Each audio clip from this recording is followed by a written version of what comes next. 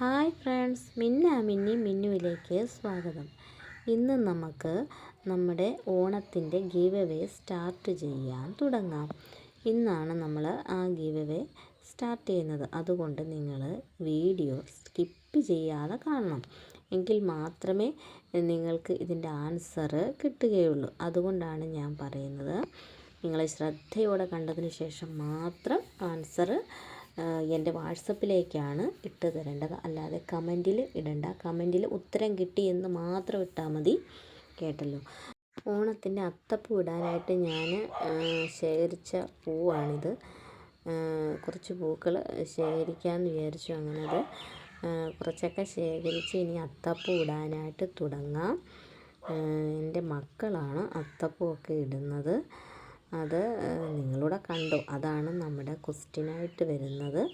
എന്തുവായാലും നിങ്ങൾ ശ്രദ്ധയോടെ കണ്ടതിന് ശേഷം മാത്രം ആൻസർ ചെയ്യുക.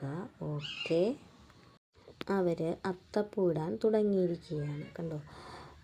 ആ പൂവൊക്കെ അടർത്തിയെടുത്ത് അത് നമ്മൾ ചെറുതായിട്ട് അടർത്തി, ആ പൂവിൽ നിന്നൊക്കെ അടർത്തിയെടുത്ത് അതാണ് ഞങ്ങൾ അത്തപ്പൂ ഇടാനായിട്ട് എടുക്കുന്നത്. കണ്ടല്ലോ, ഈ അത്തപ്പൂവാണ് നമ്മുടെ ക്വസ്റ്റ്യൻ. അപ്പം അത് ശ്രദ്ധയോടെ അത്തപ്പൂ കണ്ടുകൊണ്ടിരിക്കുക. ഇതിലാണ് നമ്മുടെ ക്വസ്റ്റ്യൻ വരുന്നത്. ക്വസ്റ്റ്യൻ ഞാൻ പറയാം. ഞാൻ അടർത്തിയെടുത്ത പൂവൊക്കെ പണ്ട് കാലത്തൊക്കെ എല്ലാവരും ഈ അത്തപ്പൂവൊക്കെ ഇടാൻ ഉപയോഗിക്കുന്നതാണ്. അപ്പം ഞങ്ങൾ പണ്ടും ഇതൊക്കെ ആയിരുന്നു അത്തപ്പൂ ഇടാനായിട്ടൊക്കെ ഉപയോഗിച്ച പൂക്കൾ. അതുകൊണ്ടാണ് ഞാൻ ഈ പൂ തന്നെ തിരഞ്ഞെടുത്തത്. കാരണം ഈ സമയത്താണല്ലോ ഇത് കൂടുതലായിട്ട് പൂക്കുന്നത്. ഓണ സീസണിലാണ് ഈ ചെടി കൂടുതലായിട്ട് പൂത്ത് വരുന്നതെന്നറിയാമല്ലോ. അപ്പോൾ ഇത് പൂവിട്ടില്ല, ഇത് മുട്ടായിട്ട് വന്ന് നിന്നതേ ഉള്ളൂ. അത് ഞാൻ കുറച്ചിങ്ങ് അടർത്തിയെടുത്ത് കൊണ്ടുവന്നതാണ്. നമുക്ക് പൂക്കൾ വാങ്ങണ്ടല്ലോ, ഇതൊക്കെ മതിയല്ലോ എന്നൊക്കെ കരുതിയാണ് അതെടുത്തത്. ഒരുപാട് നിപ്പുണ്ട്. അതിനി പൂക്കളൊക്കെ ഇടുമ്പം കാണാൻ നല്ല ഭംഗിയായിരിക്കും, എല്ലാം കൂടെ വിരിഞ്ഞ് നിൽക്കുന്നത് കാണാനായിട്ട്. പിന്നെ കുറച്ച് ബന്ദിപ്പൂവുണ്ട്. ആ ബന്ദിപ്പൂവും കൂടെ എൻ്റെ ഒരു സുഹൃത്തിൻ്റെ വീട്ടിൽ നിന്ന് ഞാൻ കൊണ്ടുവന്നതാണ്. ഇവിടെ ഇല്ലായിരുന്നു ഈ പൂവ്, അതുകൊണ്ട് അവിടുന്ന് കുറച്ച് ഞാൻ കൊണ്ടുവന്നു. അപ്പം ഈ അത്തപ്പൂ ഇടാൻ അതുകൂടെ വേണമല്ലോ എന്ന് വിചാരിച്ചാണ് ഞാൻ ആ പൂവ് അതിൻ്റെ സുഹൃത്തിൻ്റെ കയ്യിൽ നിന്ന് വാങ്ങിക്കൊണ്ട് വന്ന് അതും കൂടെ ചേർത്താണ് ഈ നമ്മൾ അത്തപ്പൂവ് ഇടുന്നത്. അപ്പം ഈ അത്തപ്പൂവിലാണ് ഈ ക്വസ്റ്റ്യൻ ഇരിക്കുന്നത്. അതുകൊണ്ട് നിങ്ങൾ അത്തപ്പൂ ശ്രദ്ധയോടെ കണ്ടുകൊണ്ടിരിക്കുക. അതാണ് നമ്മുടെ ക്വസ്റ്റ്യൻ. ശ്രദ്ധയോടെ കാണണം കേട്ടോ. ഇപ്പോഴും നമ്മൾ ഈ ബന്ദിപ്പൂവൊക്കെ കൊണ്ടാണല്ലോ നമ്മുടെ പൂക്കളമൊക്കെ ശരിയാക്കുന്നത്. കാരണം ഇപ്പം ഈ പൂ ഒരുപാട് നമുക്ക് പൂക്കടയിൽ വാങ്ങാൻ കിട്ടും. അങ്ങനെ അതും എല്ലാവരും ഇത് ഉപയോഗിക്കും. അങ്ങനെയാണ് എന്ന് വെച്ചാൽ ഇപ്പം അങ്ങനെ തിരുവോണത്തിനാണല്ലോ കൂടുതലായിട്ടും പൂ ഇടുന്നത്. തിരുവോണത്തിന് അങ്ങോട്ട് തലേന്ന് ചെല്ലുക, വാങ്ങുക, ഒരുപാട് പൂക്കൾ കൊണ്ടുവരിക, ഇങ്ങനെ അത്തപ്പൂ ഇട്ട് വെക്കുക. അതല്ലേ ഇപ്പോഴത്തെ ഫാഷൻ. പിന്നെ വീട്ടിലുള്ള പൂക്കളാണ് ഞങ്ങൾ ഉപയോഗിക്കുന്നത്. കാരണം ഇതില്ലാത്തത് കൊണ്ടാണ് ഞാൻ എൻ്റെ സുഹൃത്തിൻ്റെ കയ്യിൽ നിന്ന് വാങ്ങിക്കൊണ്ട് വന്നത്. അതും അവർ നട്ട് വളർത്തിയതാണല്ലോ, അതുകൊണ്ട് പിന്നെ നമുക്ക് പ്രശ്നമില്ല. അവർക്കും വേണമായിരുന്നു കുറച്ച് പൂക്കൾ. അതിനകത്തുനിന്ന് ഞാനും കുറച്ച് വാങ്ങിക്കൊണ്ട് വന്നു. ഇത് നല്ല രീതിയിൽ വളരുന്നൊരു ചെടിയാണല്ലോ ഈ ബന്ദി. കഴിഞ്ഞ പ്രാവശ്യം ഞാൻ കുറേ വളർത്തിയായിരുന്നു, പക്ഷേ നല്ലതുപോലെ പൂവൊന്നും ഇട്ടില്ല കേട്ടോ. എങ്കിലും കുറച്ചൊക്കെ പൂക്കൾ കിട്ടി. വലിയ ഭംഗിയിലൊന്നുമല്ല നമ്മളിടുന്നത്, സാധാ ഒരു അത്തം, അത്രയേ ഉള്ളൂ. വലിയ ഭംഗിയിലും ആഡംബരമായിട്ടൊക്കെ ഇടണമെന്നുണ്ടെങ്കിൽ ഇത്രയും പൂക്കളൊന്നും പോരാ, ഒരുപാട് പൂക്കൾ വേണ്ടേ. അപ്പം അങ്ങനൊന്നും ഇല്ലാത്തത് കൊണ്ട് നമ്മൾ ഇങ്ങനെയൊക്കെ കൊണ്ട് അഡ്ജസ്റ്റ്മെൻറ്റ് ചെയ്ത് പോവാണ്. ഇതൊക്കെ മതി, ഇത്രയും നല്ല രീതിയിലൊക്കെ ഇട്ടാൽ മതി എന്നാണ് ഞാൻ പറയുന്നത്. കുട്ടികളും പറഞ്ഞ് ഇത് മതി, ഇങ്ങനെയൊക്കെ മതി എന്നൊക്കെ പറഞ്ഞാണ് ഞങ്ങൾ ഈ അത്തം പൂക്കളം ഇട്ട് വെക്കുന്നത് കേട്ടോ. നമ്മളിപ്പം ചെയ്യുന്നത് അത്തപ്പൂക്കളത്തിൻ്റെ മത്സരമൊന്നും അല്ലല്ലോ, നമ്മൾ വേറെ ഒരു മത്സരമല്ലേ ചെയ്യുന്നത്. അപ്പം ഇങ്ങനെയൊക്കെ മതി, ഇത്രയും ഭംഗിയൊക്കെ മതിയെന്ന് ഞാൻ പറഞ്ഞു. അവരും പറഞ്ഞു എന്നെങ്കിൽ അതൊക്കെ മതി എന്നൊക്കെ പറഞ്ഞ് ഞങ്ങൾ ഇങ്ങനെ പൂക്കളൊക്കെ ഇട്ട് വെക്കുവാണ്. നിങ്ങൾക്ക് പൂക്കളം ഇഷ്ടപ്പെട്ടോ? അടുത്ത് നമ്മുടെ ശംഖുപുഷ്പമാണ്. അത് വീട്ടിൽ തന്നെ ഉണ്ടായതാണ്. കാട് പിടിച്ച് ഇങ്ങനെ കിടക്കുന്നതിനകത്തുനിന്ന് കുറച്ച് പൂക്കളെ കിട്ടിയുള്ളൂ, ഒരുപാടൊന്നും കിട്ടിയില്ല കേട്ടോ. അതൊക്കെ കൊണ്ട് നമ്മൾ ഈ അത്തപ്പൂ ഇട്ട് ഫിനിഷ് ചെയ്തുകൊണ്ട് വരികയാണ്. എന്തായാലും നോക്കാം എങ്ങനെയുണ്ടെന്ന് അവസാനം. കൊള്ളാമോ ഇല്ലയോ എന്നൊക്കെ നോക്കാം അല്ലേ. ഒരുപാട് പൂക്കളൊന്നും ഇല്ലാത്തത് കൊണ്ട് നമ്മുടെ ഈ അത്തപ്പൂവിന് നല്ല ഭംഗിയൊന്നും കാണത്തില്ല കേട്ടോ. എന്തുവായാലും നമ്മളത് ശരിയാക്കി ഇടട്ടെ.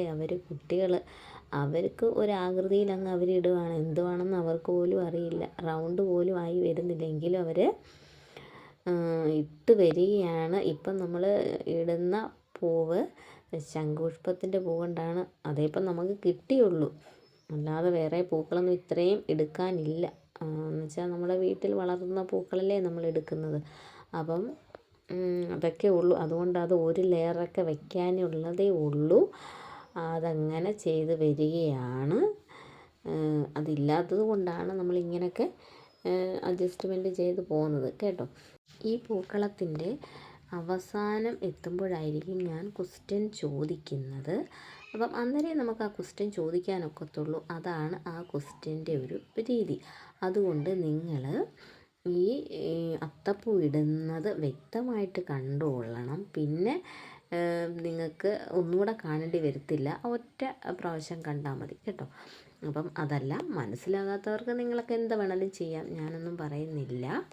അപ്പം നമ്മുടെ മത്സരത്തിൽ വിജയികൾക്ക് കൊടുക്കുന്ന സമ്മാനങ്ങളൊക്കെ ഞാൻ കഴിഞ്ഞ വീഡിയോയിൽ ഓണത്തിൻ്റെ ഗിവവേയിൽ സമ്മാനം നേടുന്നത് എന്തൊക്കെയാണെന്ന് ഞാനൊരു വീഡിയോ ഇട്ടായിരുന്നു. അത് കണ്ടിട്ടില്ലാത്തവർ ഉണ്ടെങ്കിൽ നിങ്ങൾ ആ വീഡിയോ ഒന്ന് എടുത്ത് കണ്ടു നോക്കണം. അപ്പോൾ നിങ്ങൾക്ക് ഈ മത്സരത്തിൽ പങ്കെടുക്കണം എന്നൊക്കെ തോന്നും. കാരണം നല്ല പ്ലാൻസുകളാണ് നമ്മൾ തരുന്നത്. അപ്പം ഇത് കണ്ടിട്ടില്ലാത്തവർ ആ വീഡിയോ ഒന്ന് കണ്ടു നോക്കണം. എന്നിട്ട് നിങ്ങൾ ഈ വീഡിയോ കണ്ടോളൂ. അപ്പം നിങ്ങൾക്ക് മത്സരത്തിന് ചേരാനും അതിൽ പങ്കെടുക്കാനും ആൻസർ പറയാനും ഒക്കെ നിങ്ങൾക്കൊരു മനസ്സിനൊരു ഇത് തോന്നും.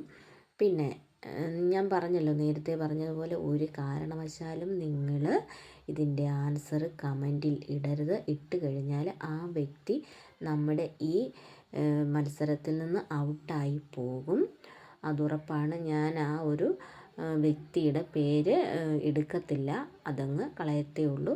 പിന്നെ അങ്ങനെ ആരെങ്കിലും നമ്മൾ ഇടുകയാണെങ്കിൽ അത് കണ്ടിട്ട് വേറെ ആരെങ്കിലും ആൻസർ എൻ്റെ വാട്സപ്പിലേക്ക് ഇട്ട് തരികയാണെങ്കിൽ അത് നമ്മൾ ഉൾപ്പെടുത്തും കേട്ടോ.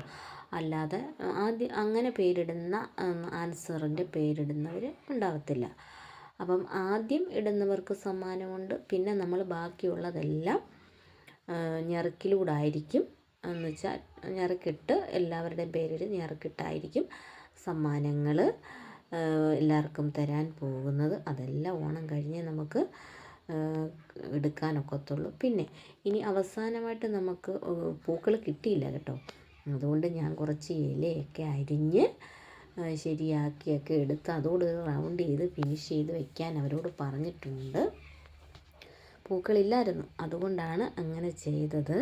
അപ്പം ഇതുകൂടെ കണ്ടതിന് ശേഷം മാത്രം നമുക്ക് ക്വസ്റ്റ്യനിലേക്ക് കടക്കാം. ഓക്കെ, ഇനി ഞാൻ ക്വസ്റ്റ്യൻ പറഞ്ഞു തുടങ്ങാൻ പോവാണ്. എന്ന് വെച്ചാൽ ഈ അത്തപ്പൂക്കളത്തിനകത്ത് ഒരു ഫ്ലവറിൻ്റെ പേര് ഒളിഞ്ഞു കിടപ്പുണ്ട്. അത് നിങ്ങൾ കണ്ടുപിടിക്കണം. അത് നമ്മൾ ഈ ഇട്ട പൂക്കളൊന്നുമല്ല കേട്ടോ. അതാണ് അതിൻ്റെ ഒരു പ്രധാന ക്ലൂ ആയിട്ട് പറയാനുള്ളത്. ഞാൻ ഇട്ട പൂക്കളൊന്നുമല്ല നമ്മുടെ ഈ പൂക്കളത്തിനകത്ത് ഒളിഞ്ഞിരിക്കുന്ന ഫ്ലവർ. അത് നിങ്ങൾ വ്യക്തമായിട്ട് മനസ്സിലാക്കണം. ഞാൻ ഇട്ട പൂക്കളൊന്നുമല്ല, വേറൊരു പൂവാണ് ഇതിനകത്ത് ഒളിഞ്ഞിരിക്കുന്നത്. പിന്നെ ഒരു കാര്യം, ഈ അരിഞ്ഞിട്ട ഇലയുടെ പൂക്കളൊന്നുമല്ല കേട്ടോ. ഈ ഇലയെന്ന് പറയുന്നത് അല്ലാത്ത സാധാ ഇലയായിട്ട് നിങ്ങൾ ഉദ്ദേശിച്ചാൽ മതി. അപ്പം അതൊന്നുമല്ല, ഇതിനകത്തുണ്ട് ഒരു ഫ്ലവറുണ്ട്. എന്ന് വെച്ചാൽ അതാണ് നിങ്ങൾ കണ്ടുപിടിക്കേണ്ടത്. അതാണ് നമ്മുടെ ഓണത്തിൻ്റെ ഞാൻ നിങ്ങൾക്ക് തരുന്ന ക്വസ്റ്റ്യൻ കേട്ടോ. പിന്നെ ഒരു കാര്യം കൂടെ പറയാം. ഇതിനകത്ത് അക്ഷരങ്ങളൊന്നും എഴുതിയൊന്നും വെച്ചിട്ടില്ല.